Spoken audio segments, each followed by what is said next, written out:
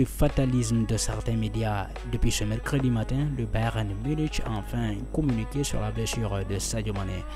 Soyez les bienvenus, installez-vous. Un petit rappel. Sadio Mané, it's going to come to Amos Pieper. Tout est parti du moment où Sadio Mané s'est assis sur la pelouse lors du match qui opposait le Bayern Munich au Werder de Brême hier soir à l'occasion de la 14e journée de Bundesliga. Il avait alors reçu un coup à la jambe. En ce moment, tout le Sénégal retenait son souffle. Au lendemain de la blessure de l'attaquant vedette du Sénégal, le club bavarois rassure sur l'état de santé de l'attaquant sénégalais à seulement 10 jours du coup d'envoi de la Coupe du Monde au Qatar. Selon l'entraîneur adjoint bavarois, sa participation ne devrait pas être compromise. Le Sénégal pousse enfin un offre de soulagement. Mais ça ne sera pas pour longtemps, puisque le quotidien sportif français, l'équipe, annoncera un peu plus tard le forfait du deuxième meilleur joueur au monde pour une Coupe du Monde en plus. Sans doute la pire nouvelle pour démarrer la journée au Sénégal.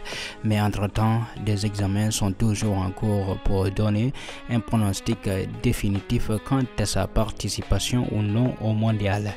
Un bon sapeur-pompier, la Fédération sénégalaise de football, à travers son président, bien évidemment, maître Augustin Senghor, déclare que rien n'est officiel à ce moment. Le communiqué officiel du Bayern Munich tarde à venir. La participation du deuxième au Ballon d'Or Foot France Football à la Coupe du Monde pourrait être remise en cause, mais c'est sa récupération sur la blessure qui définira la conclusion et nous connaissons Sadio pour son professionnalisme. Puisqu'il s'agit du grand Sadio Mané, le club bavarois a communiqué en début d'après-midi pour informer que le joueur subira des tests supplémentaires pour mieux statuer sur sa participation ou non au mondial. Sadio a été blessé au péroné droit. Il est forfait contre Schalke ce samedi. D'autres tests suivront dans les prochains jours. Le FC Bayern est en contact avec le staff médical de la Fédération sénégalaise de football, communique le Bayern de Munich. Toutefois, le club précise que Sadio Mané manquera le dernier match du club prévu samedi prochain contre le Schalke 04. Le FC Bayern ajoute être en contact avec le staff médical de la Fédération sénégalaise de football. D'ailleurs, des sources informent aussi que le médecin de la Fédération sénégalaise de football et le médecin de la présidence de la République vont rallier Munich pour une contre-expertise. Alors c'est pour vous dire l'ampleur que cet événement est en train de suivre sur le plan mondial. Il faudra encore patienter pour savoir exactement si Sadio Mané disputera la Coupe du Monde de Qatar 2022 ou non. Donc il ne faut pas tout le temps spéculer ou perdre espoir. Moi en tout cas, je pense qu'il faut avoir de l'espoir quand on sait que Sadio Mané c'est un dur à cuire. Maintenant, hier je vous ai promis de revenir sur la liste des attaquants potentiels qui iront au Qatar. On va tout de suite démarrer par Boulaye Dia. D'ailleurs, quand on pense à Boulaye Dia, on pense au buteur du Sénégal lors de la manche retour et des barrages de la Coupe du Monde 2022 entre le Sénégal et l'Égypte.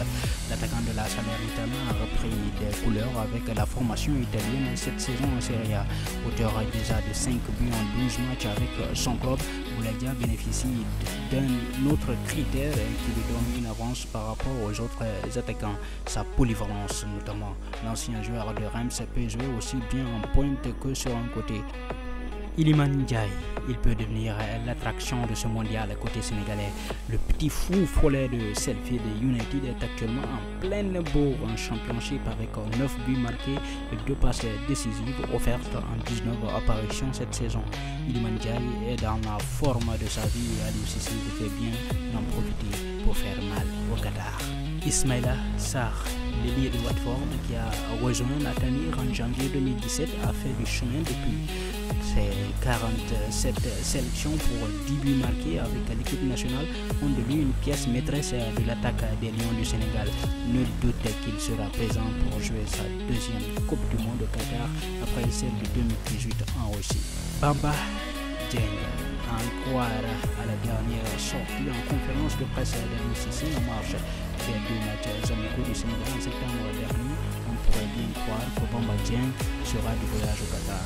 Malgré une situation compliquée à l'Olympique de Marseille, Bamba Dieng a toujours eu le soutien du sélectionneur national qui n'a pas voulu lui faire subir une peine double en ne le convoquant pas lors des rencontres amicales face à la Bolivie et à l'Iran en septembre dernier, alors qu'il avait été mis à l'écart avec son club. Nicolas Jackson, passé notamment par le championnat sénégalais et par le Casa Sport, Nicolas Jackson s'est imposé cette saison en équipe première de Villarreal sous Unai Emery.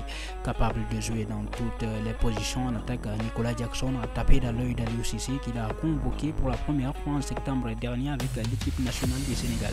Toutefois, le joueur de 21 ans n'a pas encore honoré sa convocation en juin, ce qui laisse perplexe beaucoup d'observateurs qui doutent de sa présence sur la liste d'El Tactico qui pourrait s'en passer en faveur d'autres attaquants plus habitués à la canne. Bien sûr, on le connaît à Cissé. Maintenant, Habib Diallo pourrait-il aussi avoir une chance en parlant d'attaquant habitué à la tanière? Justement, Habib Diallo est l'un des deux. L'attaquant de Strasbourg fait une saison correcte pour le moment, 5 buts sous les ordres de Julien Stéphane.